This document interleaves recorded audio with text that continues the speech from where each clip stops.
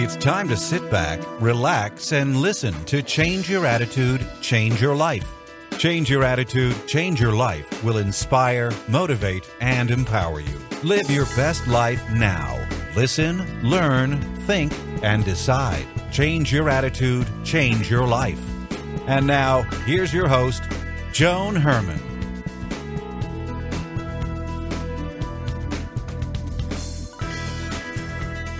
Welcome to Change Your Attitude, Change Your Life. I'm Joan Herman. Thanks for tuning in. Change Your Attitude, Change Your Life brings you interviews with some of the most inspirational and influential people in the world. It's our goal to educate and empower you so you can live your best life now. Thank you for taking time for yourself, and thank you for letting us be a part of your life. We have another great show for you today. Today marks the 15th anniversary of the 9/11 attacks. Our guest, Lisa Luckett, lost her husband on that day, leaving her a single mother of 3. Lisa survived the unimaginable and learned to face any experience head-on, choosing to see the silver lining in every situation. Following the terrorist disaster, Lisa produced a concert called Voices of Inspiration, A Universal Hug, which was held at the Beacon Theater in New York City to thank the rescue and recovery workers. Welcome, Lisa. Thank you so much for joining us. Hi, Joan. Thanks so much for having me. Lisa, it's really hard to believe that it's been 15 years since that day, and I don't think there's anyone who can't tell you where they were and what they were doing that morning. So I want to begin by telling you that I'm very sorry for your loss, and please tell us about that day. Where was your husband, and what did you experience? Okay, so my husband worked for Cantor Fitzgerald for 10 years, and so he was in the 104th floor of the North Tower all that time. And in fact, he walked down in the attacks in 1993. So I was no stranger to terrorism. And Cantor Fitzgerald, as many people know, lost 658 people that day. So they were a forerunner in helping give information, first round information. So I was getting as straight a story as possible, which was not necessarily the case coming through the media because no one knew anything. And it was just very chaotic. So what's interesting about the morning of 9/11 is about an hour after I watched the buildings falling and my house was full of people, I walked through my living room and thought, oh my gosh, this could be so much worse. This could be like 1993 and be 12:30 in the afternoon and have literally thousands more people being buried. In being prepared for this, the second piece of my story is my husband's family had lost their dad young. My mother-in-law was very worried about my husband. He was 40 years old. He was a little overweight. He was in a stressful job and, not eating well and exercising and all that goes with a stressful job on Wall Street. And we talked about his, being in the heart attack years. So I ran his death through my mind many, many times. And one of the things I learned in retrospect is you can get yourself just as worked up, just as torqued over the idea of an event, and sometimes worse than the actual event itself. And the reason I say worse is you never imagine the incredible beauty and love and support that comes with a tragedy that literally flanks it on the other side, that's holding you in the aftermath. So Teddy walking down in 93, I had already dealt with terrorism. They went into a knowing target and went back in. And they would joke that they would go to the roof if it happened again. Or they'd have parachutes in their desks. I mean, they were Wall Street guys, so they made light of everything. So when the actual event happened, it's almost like I bounced, Joan. On top of the fact, I had 3 little kids, and I was nursing a 4-month-old. So nature isn't going to let you go down. Nature protects a mother. And my life, everything simplified in 1 nanosecond. It was about the kids. So things in tragedy get very, very simple, right? All the tertiary stuff you worry about goes away. So knowing that, I had a lot of experiences in life that had given me the roadmap of how not to do it. And so I just took my children in a different direction. One being the 9/11 experience to the Northeast. It was a personal attack for everyone because someone knew someone who was in those buildings, who was a rescue and recovery worker, who died, who knows. Someone was connected. When it's connected like that, it's not a news story anymore. It's personal. So you're tuning into all the news. That's why when you mentioned 9/11 to someone, they always tell me where they were. Because while the scab is there, and the worry is, every year we get to the season of 9/11, as I call it. It starts around mid-August when the weather changes and the sun drops down, and now it's a sensory thing, and you feel it coming, and all you can do is wait. And it shows that scab has never been really fully sealed over because people are still hurting so much. So, Lisa, you talked about that day, and when most of us lose a loved one, it's just the one person, and we deal with that. But in addition, you lost friends and coworkers, and as you said, it was an experience that so many of us were participating in. In the time that passed, I would assume that you were in somewhat of a black hole. You and I had talked about that, and you made a conscious decision that you needed to choose courage and you needed to bring your life in a different direction. What was the catalyst to that decision? I wish it was a decision, but what it was just given to me. So if you look at a traumatic event, and when people lose people to cancer and all that, it's slow. Mm-hmm. But when a heart attack or a car accident or a 9/11 happens, it's immediate. So you're rendered completely open. The shock, the trauma opens you up. When I was open in that morning, I literally was given this guidance that was nothing but positive. I have not been able to see the positive or silver lining in almost any event since then. I was always positive to begin with, so I started with the glass half full. But even in that post 9/11, I just can't stop seeing it because there's so much growth in pain that's really where the richness of life is. That's where the wisdom is gained. And that's really a tremendous gift or an ability, because so many of us get caught up in the negative aspects of things, and then we let it define us or even destroy us. So when you were doing this, you were able to find that Godness. You write about, or you talk about the Godness of 9/11 and how it brings out the good in others. What are some examples of that light you experienced? Oh, gosh.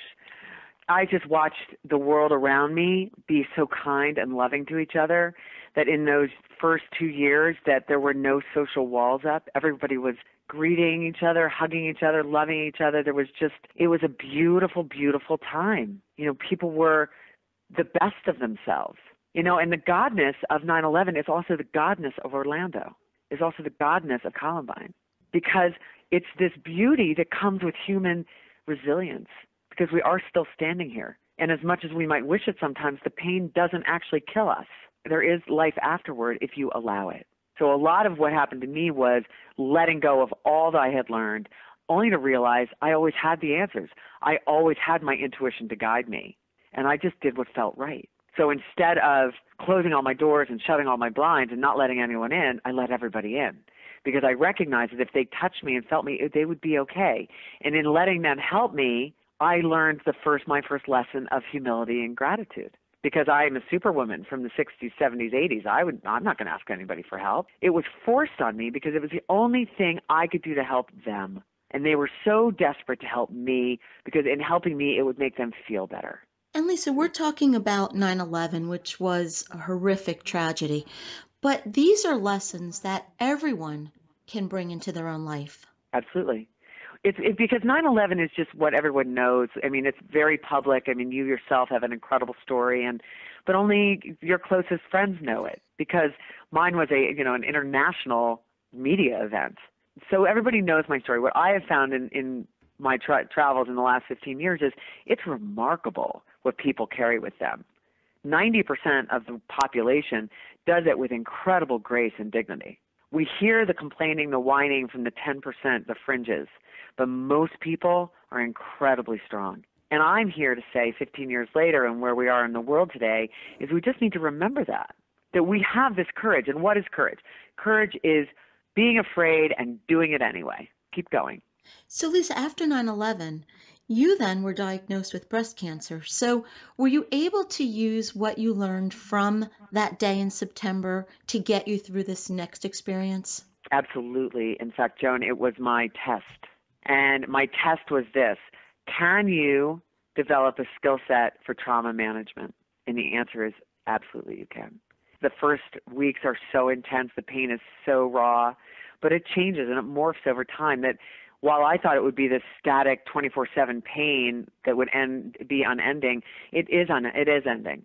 it just changes all the time. And sometimes you get hit with it, but it's not for long periods of time necessarily. It can be moments, but it's also those moments that connect you to the person you love. So while the pain is there and we're so afraid of pain, pain would not be with us if it wasn't natural in nature.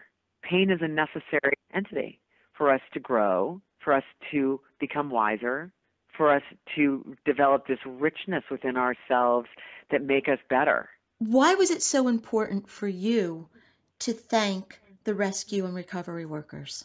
Oh, I never get to talk about this enough. So in the 9 months after 9/11, they cleaned up that site in what was supposed to be 2 years. There were 17 trade unions working together side by side where they would normally not be able to stand in the same room together. Not only was it the largest construction site, it was all of these guys coming together in a unified force to dig through the wreckage and find their people. And the brotherhood and the love, this is the Godness. This is another piece of the Godness because I was so witness to it. I went to the site. I hadn't seen Ground Zero myself, and I went to the site the night before it closed.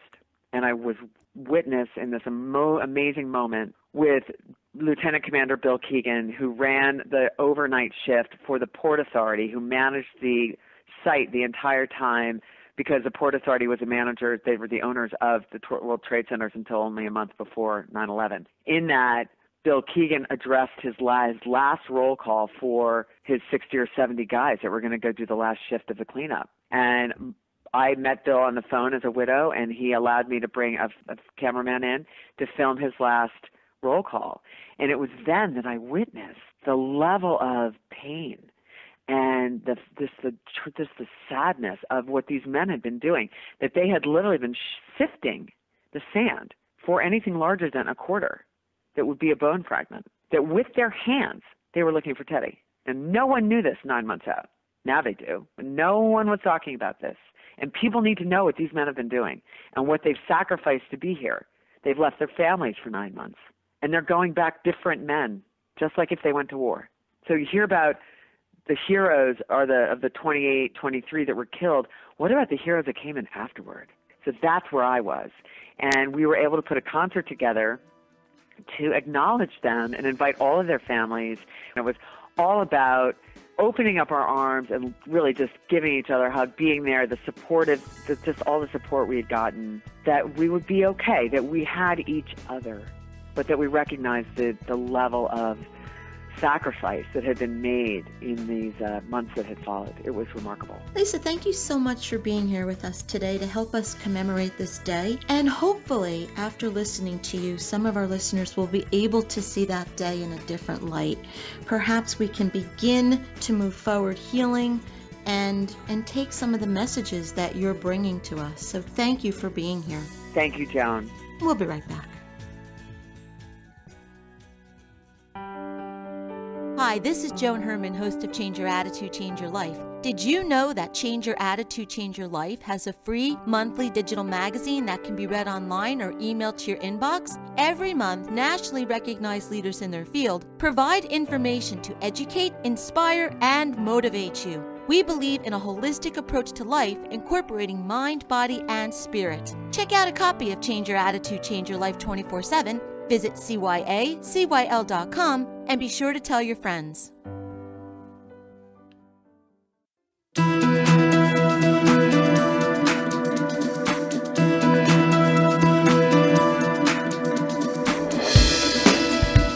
Thank you for joining us today. We hope you found the show informative. At Change Your Attitude, Change Your Life, we believe that knowledge is power. Take what you've learned, apply it, and live your best life now. Remember that the information provided are the opinions of our guests and should never replace the advice of a professional who knows your personal situation. If you'd like more information, visit our website, cyacyl.com. That stands for Change Your Attitude, Change Your Life. While on the site, listen to past shows on demand, read the digital magazine, and be sure to follow the show on Facebook and Twitter. Until next time, this is Joan Herman.